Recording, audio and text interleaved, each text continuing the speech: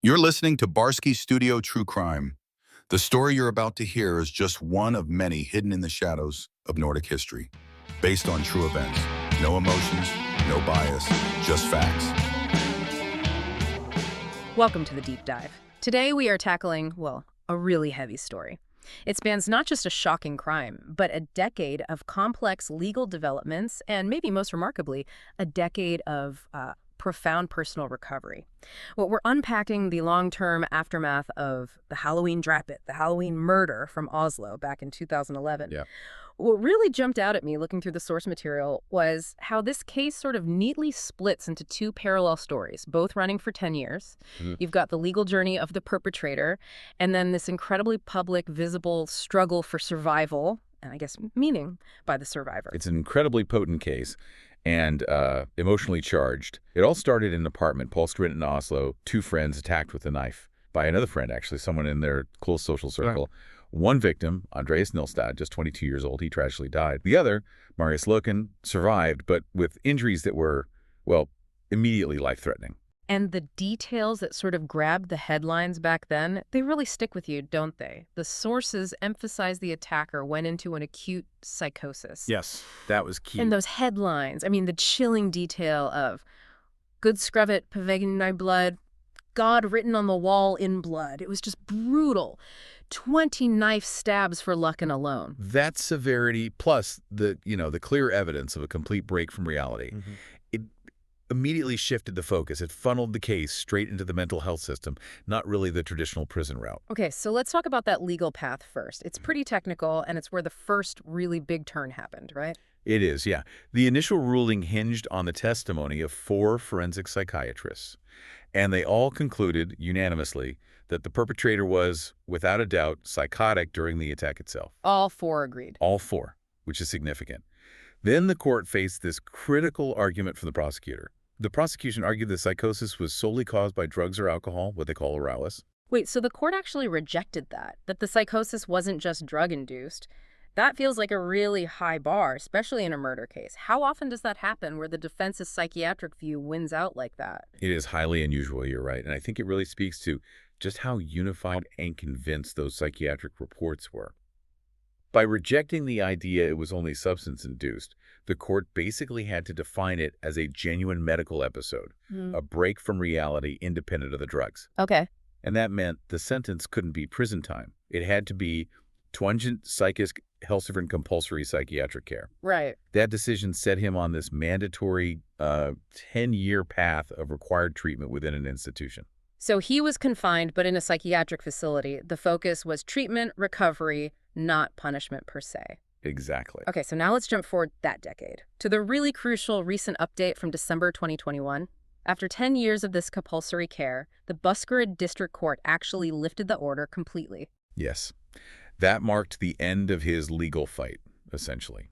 The court's specific finding, the medical and legal conclusion, was, let me get the phrasing right, that the now 32-year-old man's eventuell ledels fullständig remission till begang, meaning his possible underlying condition is in complete remission or regression. It's like a clean bill of health, medically speaking, but certified by the court. Wow. And the quote from his defense lawyer really drives home what that means practically. He said the man can now live a completely ordinary life, get a passport, a bank card, totally free from any state follow-up. Just looking forward to family, normality, finally unencumbered. It really underscores how strict that system is. Yeah. The level of stable long-term recovery they need to see. And the sources mentioned this wasn't a simple rubber stamp either. This was actually the 3rd time the issue of lifting the order had come before the court in just the last few years. 3rd time lucky, then. So that's the legal side resolved. A return to, well, anonymity after a decade locked away in treatment. But like you said, that's only half the story, the recovery journey. That feels much more, I don't know, profound in a different way. Yeah. Because that court order ending brings finality for the perpetrator, legally. But trauma doesn't just switch off when a judge says so. What did that decade look like for Marius Lucken, the survivor? Well, understanding Lucken's background is pretty important for understanding his recovery, I think. He grew up in Hemsedal, moved to Oslo, described as the social class clown type, the outgoing one. Okay. He didn't just like having friends. He placed enormous value on his large network. He actually called it his most important valuta, his currency in life. His social capital. And that currency, I imagine, became absolutely vital because of the physical cost of the attack. It's horrifying. It really is. Beyond those 20-plus wounds to his torso, he needed 3 major operations. He spent 11 days in a coma at Ulleville Hospital. 11 days, just fighting to stay alive. Literally fighting his way back from the brink. But then, of course, the psychological impact hits. He talked about a total collapse of his naive world. The trauma was so overwhelming at first that he just suppressed it, described it as going far down into the cellar mentally. And adding another layer of just unimaginable complexity is his feeling, as he put it, that he lost 2 best friends that night. Exactly. The friend who died, Andreas, and the friend who attacked him. To still see the attacker as a lost friend even after, that's an incredible weight. Grief mixed with trauma, that initial suppression must have been immense. It seems so. Yeah. But crucially, Lucken didn't stay down in that cellar. His story becomes one of a very conscious, almost methodical recovery strategy. The sources detail how he had to actively fight against what he termed Indre Stemmer, these internal voices of despair, of doubt. So it wasn't passive, it was an active battle. What were the specific tools, the actions he took to pull himself out? Right, it was very deliberate. He realized that intense physical training like 5 or 6 sessions a week and a really strict healthy diet. It wasn't just about getting physically fit again. He saw it as a conscious weapon against the internal chaos. Ah, interesting. Using his body to try and regain control over his mind, specifically targeting the severe sleep problems he developed because of the trauma. That's a really clear link he's making. Using hard, external physical structure to combat the internal mental breakdown. Imposing order. Precisely.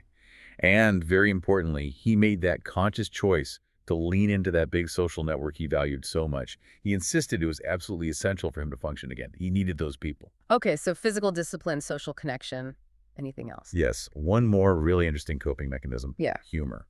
Specifically Galgen humor, gallows humor. Gallows humor, wow. Not just to cope himself, but, as the sources suggest, to ease the tension for people around him.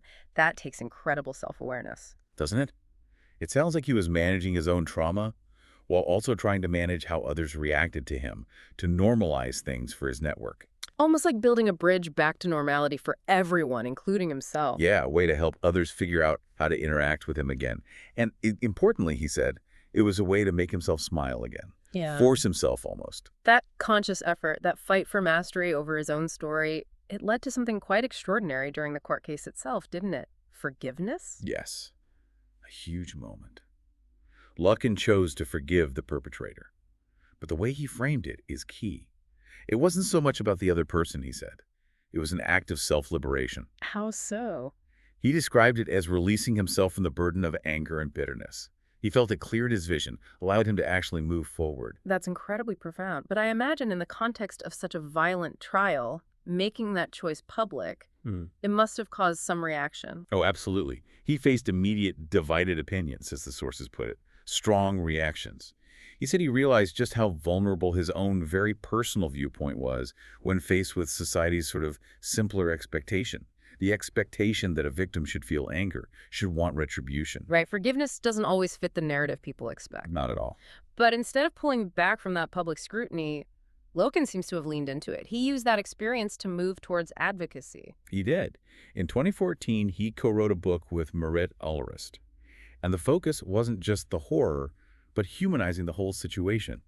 Telling the story of the friend group, trying to explain the reality of psychosis, and crucially, preserving Andreas's memory. So providing context, Yeah. showing these were just ordinary young guys before everything went wrong. Exactly.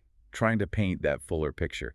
And that act of sharing his story, of taking control of the narrative, that became the foundation for his professional life now. And it's quite a platform he's built. He's now a professional lecturer on mental health, delivered nearly 500 lectures across Norway. That's significant reach. It really is. A major public presence built directly from mastering his own trauma. Yeah. But he's careful about one thing. He makes a very clear distinction. He always emphasizes he is not an academic, not a researcher. Okay. His value, he argues, comes from his lived experience, the raw, personal journey, and the practical, actionable tools he learned during that decade-long fight back. So he's translating that deeply personal experience into something useful for a really wide audience. Businesses, schools, sports clubs, even the military, the sources say. And that contrast, when you put the two paths side by side, that's what really brings the whole story into sharp focus, I think. On one side, you have this decade-long legal and medical process. It ends with the court confirming remission, which allows the perpetrator to basically dissolve back into society, seeking a totally anonymous, normal life. Undetected, you might say. Right. A return to invisibility, facilitated by the system.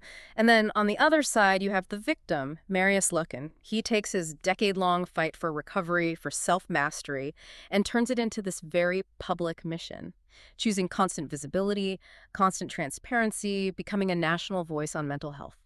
It really shows how recovery isn't a single path. It can pull people in completely opposite directions, can it? Towards anonymity or towards the spotlight. Yeah, absolutely. So I guess our core takeaway from looking at these sources is exactly that. Trauma isn't just some static private burden. It's a defining journey. It fundamentally reshapes how a person relates to society, sometimes leading them back towards privacy, and sometimes, like in Lucken's case, leading them out into the public square as a teacher. Which leaves us with a final, quite provocative thought, something for you, the listener, to maybe mull over. Given that for one person here, recovery meant seeking anonymity, blending back in, while for the other it meant embracing public visibility, constantly discussing the trauma to help others. What responsibility, if any, does healing impose on someone who's recovered? Is the obligation or the impulse to retreat quietly? Or is it perhaps to teach? Thank you for listening to Barske Studio True Crime. The story you've heard is just one of many hidden in the shadows of Nordic history. We release new episodes every week, exploring fresh true stories, from haunting mysteries to chilling crimes. Subscribe and join us next week as we uncover another untold truth. This was Barske Studio True Crime, told by AI with no emotion and no filter.